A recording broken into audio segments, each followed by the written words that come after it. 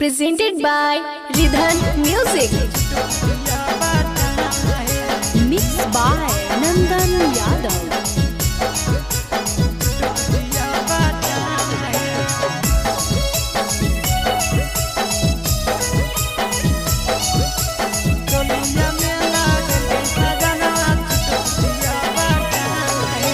पेन्हे में हो भैया राम साखी खोले में हो भैया राम है। पेन्हे में हो भैया राम साखी खोले में हो भैया राम है। चोलिया में लगावल के पाहुना छुटपुटिया बात हम है।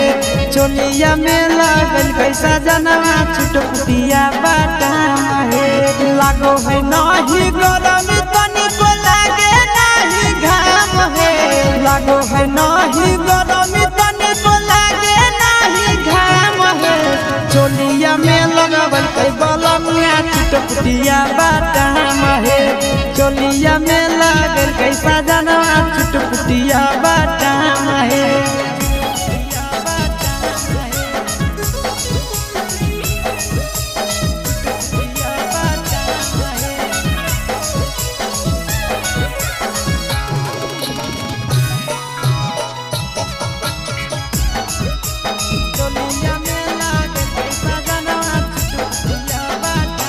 सखी रे आगे से जलीदार पीछे से छूटल है भूलकी। घुसो है चोली में सरसर हवा दरजिया छोड़ल खीड़की। सखी रे आगे से जलीदार पीछे से छूटल है भूलकी।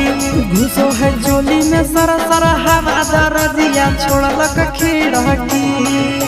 लागो है भैसन दार ढेर लगल नहीं दाम है। लागो है भैसन दार ढेर लगल नहीं दाम है। चोलिया में लगावल के पाहुना छुटपुटिया बाटाम है। चोलिया में लगावल के सजनवा छुटपुटिया बाटाम है।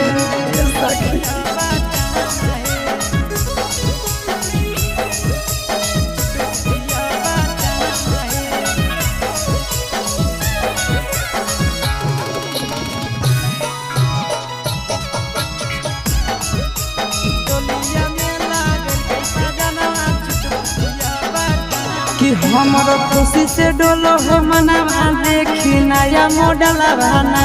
देखे में लागो है अलमारी रखो ही मोबाइल बना।